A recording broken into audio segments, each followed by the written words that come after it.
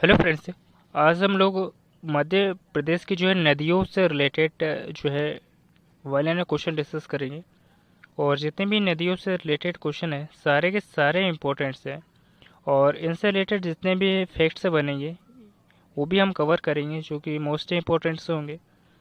तो चलिए first question की ओर चलते हैं। और ये टॉपिक आपको पसंद आता है तो अपने दोस्तों के साथ भी शेयर कीजिएगा ताकि उन लोगों की भी हेल्प हो सके। तो चलिए फर्स्ट क्वेश्चन की ओर चलते हैं। मध्य प्रदेश की पांचवी सबसे बड़ी नदी यानी जो मध्य प्रदेश की जो पांचवी बड़ी नदी की अगर हम लोग बात करें तो ये बेतवा है। लेकिन आपसे ये पूछ ले कि जो बेतवा नदी है वो कहाँ से निकलती है। बेतवा नदी जो है वो कहाँ से निकलती है। तो बेतवा नदी की अगर हम लोग बात करें तो रायसेन जिले का जो कुमरा गांव है, रायसेन जिले का जो कुमरा गांव दोस्तों, यहाँ से जो है ये बेतवा नदी निकलती है। और मध्य प्रदेश की जो सबसे बड़ी नदी है कौन सी है, नर्मदा है। याद रखिएगा। जो कि इसका उद्गम स्थल है वो कहाँ से हुआ है, तो अमरकंटक से हुआ है। और अमरकंटक से अगर हम लोग बात करें तो यहाँ से जो है दोस्तों नर्मदा नदी, सोन नदी, जोहिला नदी यानी तीनों नदी को से उद्गम कहाँ से हुआ है, तो अमरकंटक से हुआ। नेक्स्ट क्वेश्चन देखते हैं।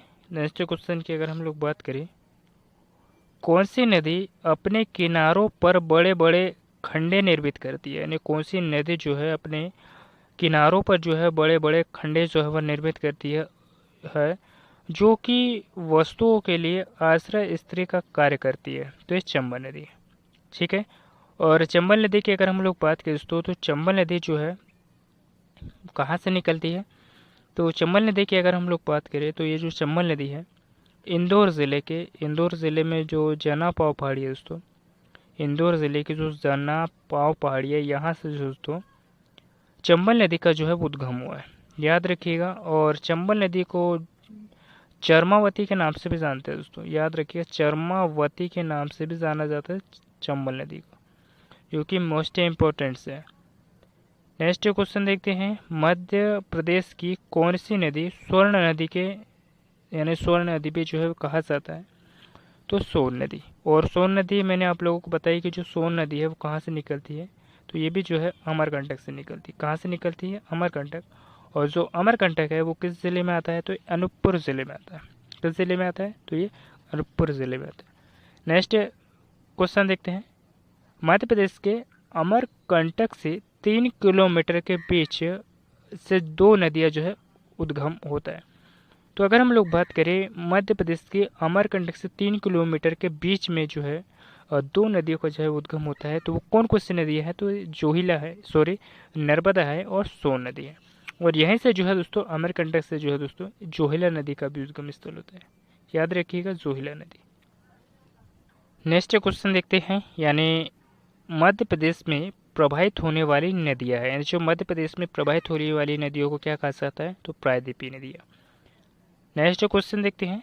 भारत में सर्वाधिक नदियाँ यानी जो भारत में सर्वाधिक नदियाँ कौन से प्रदेश में प्रवाहित होती है, तो भारत में जो सर्वाधिक जो नदियाँ है वो कौन से प्रदेश में जो है प्रवाहित होती है, तो ये मध्य प्रदेश में।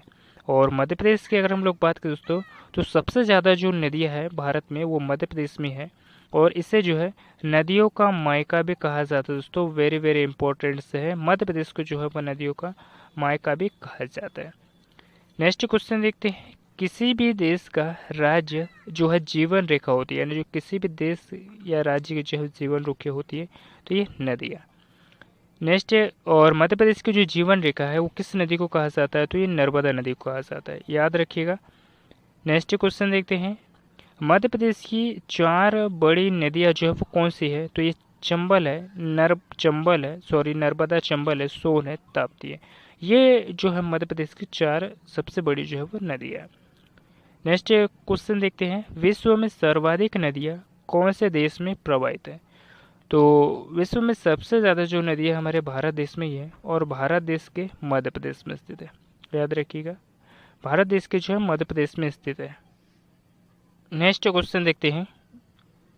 मध्य प्रदेश को कहा जाता है, तो नदियों का मायका कहा जाता है। मैंने अभी आप लोगों को क्वेश्चन में बताते आ रहा हूँ कुछ। तो मध्य प्रदेश को जो है दोस्तों नदियों का मायका भी कहा जाता है क्योंकि सबसे ज़्यादा जो नदियाँ भारत में मध्य प्रदेश में ही पाई जाती है। याद रखिएगा, जिससे लिए दोस्तों मध्य प्रदेश को नदियों का मायका भी कहा जाता है।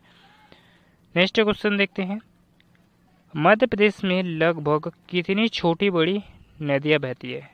तो मध्य प्रदेश में जो है 207 यानी 207 जो नदियाँ यानी 207 नदियाँ जो है दोस्तों मध्य प्रदेश में बहती है, याद रखिएगा।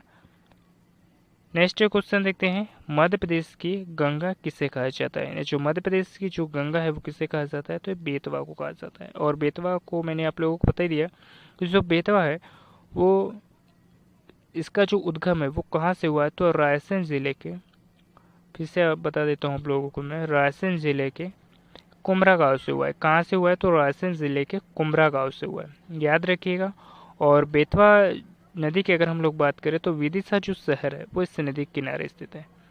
और आपको पता है कि जो विदिशा है, विदिशा में जो यहाँ के जो मशीन उपकरण है उसको एक जिला एक उत्पाद के तहत शामिल किया गया है, विदिशा के उपकरण को। और विदिशा जिले की जो विद्यागिरी गुफाएं हैं वो यहाँ पर स्थित है और किस धर्म से संबंधित है? हिंदू और जैन धर्म से संबंधित।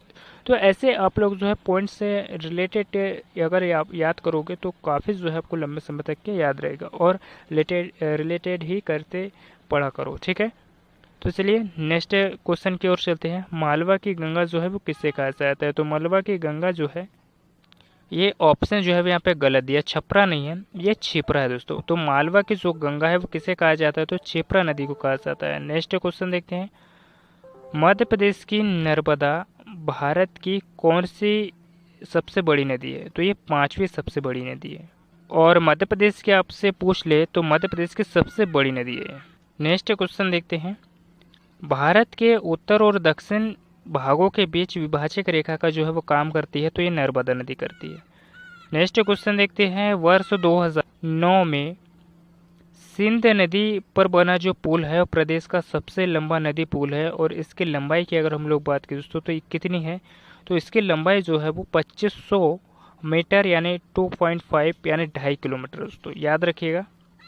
नेक्स्ट क्वेश्चन देखते हैं, वर्धा तथा बेनगंगा का संगम स्थल जो है वो किसे माना जाता है? यानी जो बेनगंगा यानी सॉरी वर्धा और बेनगंगा का जो संगम स्थल है वो किसे माना जाता है? तो ये प्राणहिता को माना जाता है। नेक्स्ट क्वेश्चन देखते हैं, मध्य प्रदेश की कौन सी दो नदियां डेल्टा नहीं बनाती है? तो मध्य प्रदेश की कौन सी नदियां जो डेल्टा नहीं बनाती दोस्तों? तो ये नर्मदा और ताप्ती, याद रखिएगा। नेक्स्ट क्वेश्चन देखते हैं, बेनगंगा किस दिशा में बहने वाली नदी है? जो बेनगंगा की अगर हम लोग बात करें तो ये किस दिशा में जो बहने वाली नदी है? तो दक्षिण दिशा में, याद रखिएगा। नेक्स्ट क्वेश्चन देखते हैं, नेक्स्ट क्वेश्चन की अगर हम लोग बात करें, मध्य प्रदेश में उत्तर की ओर बहने वाली नदियाँ कौन कौन सी है? तो मध्य प्रदेश में जो उत्तर की ओर बहने वाली जो नदियाँ हैं जैसे कि चंबल, कैन, सोन, बेतवा, ये 4 नदियाँ जो दोस्तों उत्तर की ओर बहती है। नेक्स्ट क्वेश्चन देखते हैं, मध्य प्रदेश का सबसे ऊंचा जलप्रपात है, जो मध्य प्रदेश का सबसे ऊंचा जलप्रपात की अगर हम लोग बात करें तो ये चचा जलप्रपात है। और ये कहाँ पर स्थित है दोस्तों? तो ये रीवा जिले में स्थित है। कहाँ पर स्थित है? तो रीवा जिले में स्थित है। और किस नदी पर स्थित है? तो ये बीहड़ नदी पर स्थित है। नेक्स्ट क्वेश्चन देखते हैं, वाल्मीकि रामायण के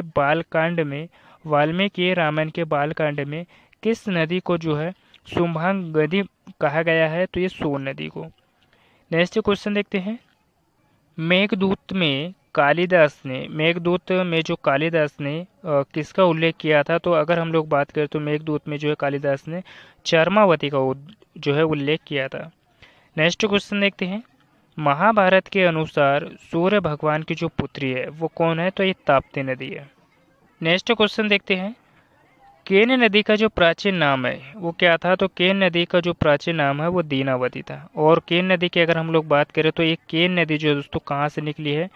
तो एक कैमूर पहाड़ी से निकली है। कहाँ से निकली? कैमूर पहाड़ी से। नेक्स्ट क्वेश्चन देखते हैं, टोंस नदी को पुराणों में किस नाम से जाना जाता था? तो टोंस नदी की अगर हम लोग बात करें तो इसको जो है दोस्तों तमसा नदी के जो नाम से जाना जाता था। नेक्स्ट क्वेश्चन देखते हैं, बेनगंगा का जो उल्लेख किस पुराण में मिलता है? जो बेनगंगा का जो उल्लेख है वो किस पुराण में मिलता है? तो इसके अगर हम लोग बात करें तो ये महाभारत में जो है बेनगंगा का जो है उल्लेख मिलता है। और जितने भी हमने मध्य प्रदेश की नदियों से रिलेटेड जो है वो वन लाइन क्वेश्चन डिस्कस करे, सारे के सारे जो है इंपॉर्टेंट्स हैं। ये टॉपिक आपको पसंद आया तो इसे लाइक सब्सक्राइब ज़रूर करिएगा और अपने दोस्तों के साथ भी शेयर कीजिएगा ताकि उन लोगों की भी हेल्प हो सके। मिलते हैं किसी नेक्स्ट टॉपिक पे।